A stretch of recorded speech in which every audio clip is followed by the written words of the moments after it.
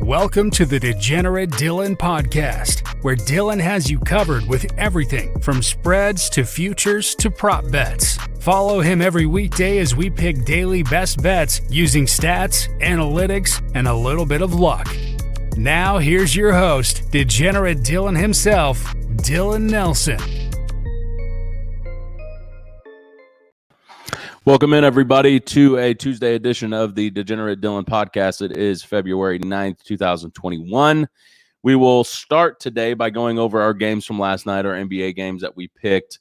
The first game of the day was Raptors to cover 2 at Memphis. That did happen. Nick Nurse got ejected in this game, and Kyle Lowry had back spasms early in this game, only played 8 minutes. So I was kind of worried that Memphis would kind of hang around and make this game interesting with that 2 line. But the Raptors in the fourth quarter outscored the Grizzlies 34-16. Fred VanVleet and Siakam both had 32 points. Norman Powell had 29. The Raptors shot 54% from the field, while the Grizzlies only shot 42% from the field. This game was a wash in the fourth quarter, after the Raptors just showed that they had too much talent for this injury-belated Grizzlies team. So everything that we talked about yesterday as far as Toronto having too much talent and the Grizzlies not having enough depth was true last night, and it showed in the fourth quarter. So the Raptors covered the 2 that we talked about yesterday. Bucks cover the 4 at Denver, even with Jamal Murray in the lineup. Yesterday we talked about Jamal Murray maybe not playing in this game, but most likely playing in it. He did play in the game last night, but it definitely showed, his rush showed with 4-17 shooting from the field and 1-7 from the arc. Jokic had another great game, scoring 35 points. But like we discussed yesterday, this team cannot win with just Jokic scoring. Gary Harris was also out for the Nuggets. That's defense you're missing on Chris Middleton. Chris Middleton scored 29 on 9-16 from shooting from the field. Let's be honest, Giannis is going to get 30 a game in games like this against top contender teams. He's Giannis Antetokounmpo. I mean, that's what he does. He's the MVP of the league. In order for Denver to win games like this with a player like Gary Harris out, number one, Michael Porter Jr. needs to score more than 8 points in 29 minutes. They need more from him. 8 points in 29 minutes for a player his caliber is just not good. So that needs to get better for this Denver team. Also, Jamal Murray needs to not shoot 1-7 from 3. When this team is at its best, Jamal Murray is making shots. 4-17 from the field is not going to cut it. But Bucks, like we discussed yesterday, cover the 4.5. I took them no matter what, no matter if Jamal Murray played, no matter what. We took Bucks -4, and it showed last night, and they covered. Spurs beat the Golden State Warriors. That was our one game we got wrong yesterday. We talked about taking the Spurs if LaMarcus Aldridge came back. He's supposed to come back soon for the Spurs. But we talked about taking the Spurs if LaMarcus Aldridge played, and taking Golden State if LaMarcus Aldridge didn't play. LaMarcus Aldridge didn't play, and we took Golden State Warriors, and this turned out to be a shooting fit like we thought it would be. With Golden State's bigs being out, LaMarcus Aldridge being out for the Spurs, this turned into a shooting fit, and the Spurs shot better and made the shots late in the game. Dejounte Murray hit a late 3 to get this game to 103-100. Shot a couple free throws, ended the game at 105-100. Spurs won this game. Spurs are a sneaky good team, people, especially when they get Aldridge back, a veteran big that knows how to play low with his back against the basket. This team could be dangerous in the playoffs. It kind of reminds me a little bit of the Heat's chemistry and playmaking and teamwork. DeMar DeRozan keeps up his great season with the Spurs. I could see them being a very dangerous team come playoff time. But yeah, the Spurs beat Golden State. Golden State did not cover our money line we took yesterday. So 2 of 3, we'll take that every day. usually generally on this show, that most of the episodes we've done, if you go back and listen, we have done pretty good. There's been a couple episodes in there that we have lost our butts, but that has not been the case the last week or so. We've been mostly above 60% on our picks. So I'm very thankful for that. We've had good picks recently. Let's hope to keep that train rolling today with a college basketball slate that looks delicious and up for the picking. First game of the day that intrigues me a lot. It might not intrigue a lot of people due to the lack of talent on one of the teams and the lack of play on the other team. Is Notre Dame visiting Duke in Cameron Indoor Stadium. Last time Duke played Notre Dame was earlier this year. It was in Notre Dame, and Duke won 75-65. Duke has kind of been consistent with their mediocre play this year. They've won a few, lost a few. They're kind of underwhelming. Their talent is not as good as it used to be or usually is. But Notre Dame is 4-7 in the SEC. They're not good this year. They're not a great team. They started off really bad. They lost a lot of key games. A couple games got canceled. They were supposed to play Tennessee. I'd imagine Tennessee probably would have handed it to them. They are getting a little bit better as the season goes on. They've won 4 out of their last 6, but have played mid to bottom tier teams in the ACC. That's where Duke is. Don't get me wrong, but Duke also has the better talent than Notre Dame in this game. Duke is one of the best offensive rebounding teams in the ACC with 11.8 offensive rebounds a game. Notre Dame is -2 in the rebound category and -2 in the turnover category. Notre Dame doesn't turn over the ball a lot with 10 turnovers a game, but they don't force a lot of turnovers. They only force 8 turnovers a game, hence the -2 in that margin. I would take Duke tonight. The line is 7 in Duke's favor in Cameron Indoor. Last time these teams played, Duke won by 10. I think that's going to be the case tonight again. I don't think this Notre Dame team can handle Duke's talent and Duke's size. I like Duke tonight to cover 7 in Cameron Indoor after losing to UNC this last weekend. It's a bounce-back game for Duke. They need it to get above 500 in both overall record and ACC record to even be close at having a shot at March.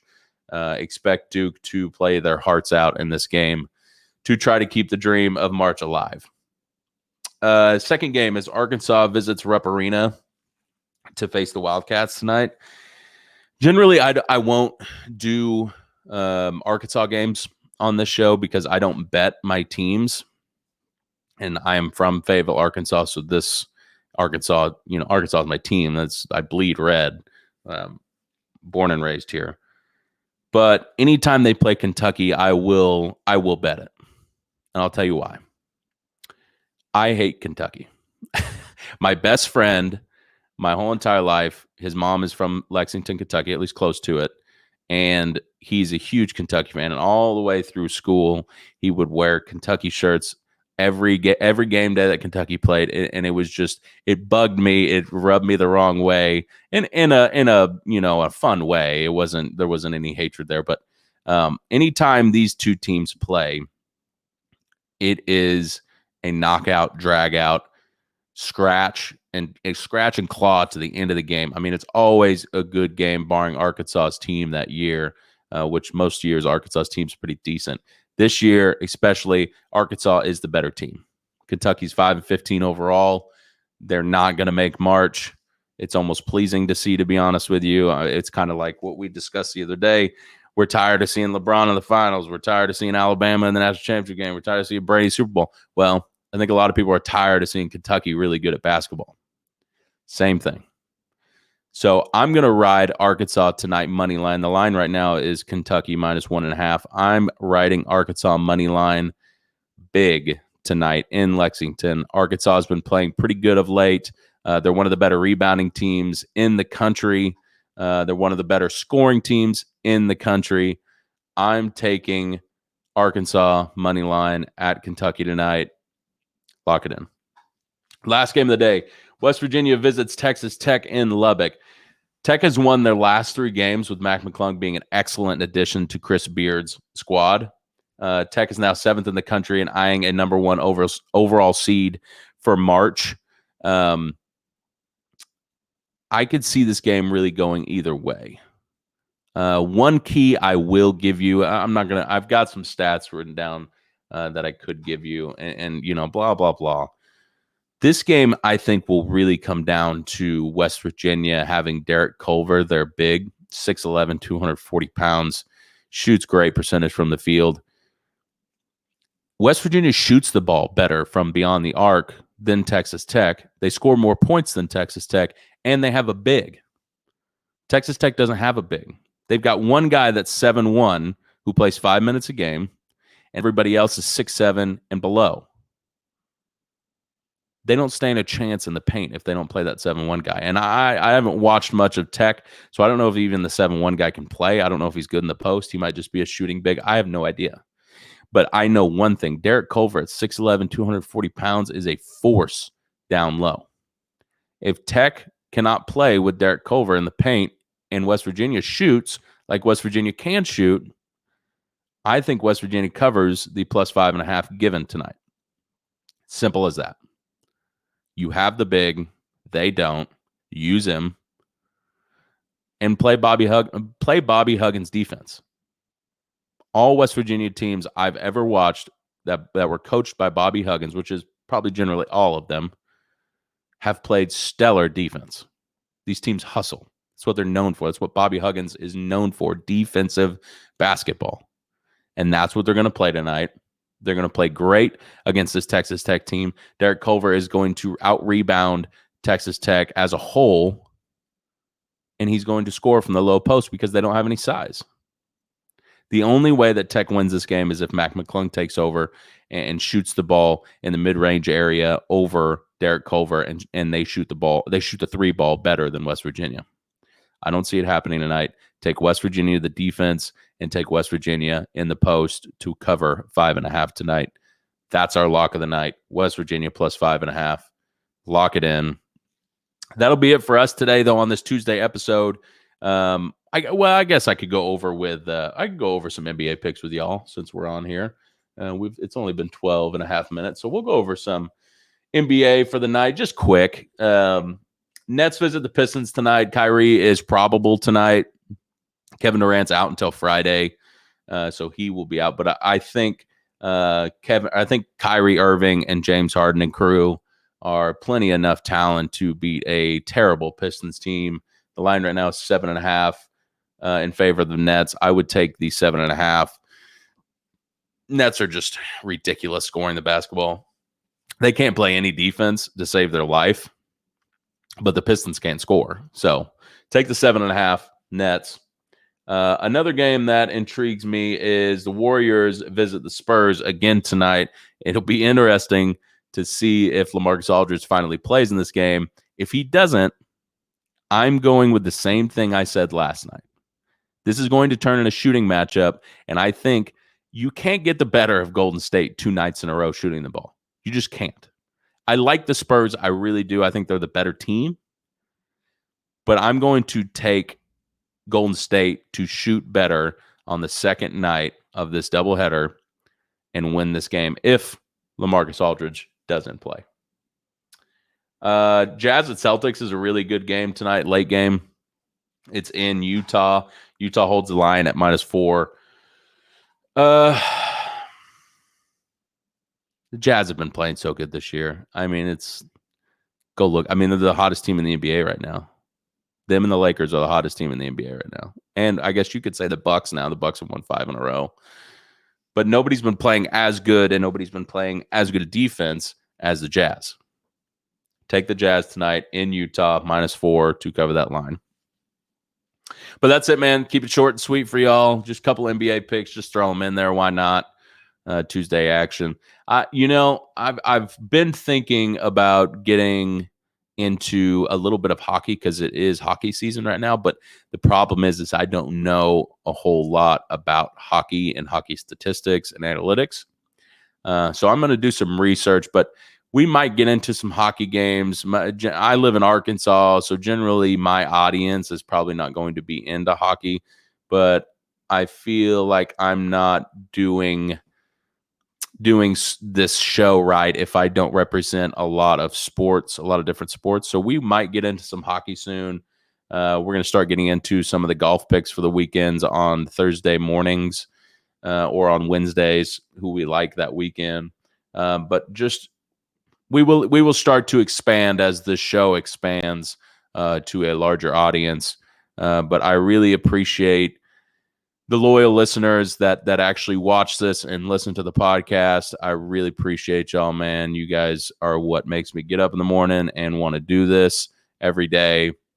Keep listening, and I'll keep coming out with this with our picks of the day. Like I said earlier, we've actually been on a 60+% streak the last week.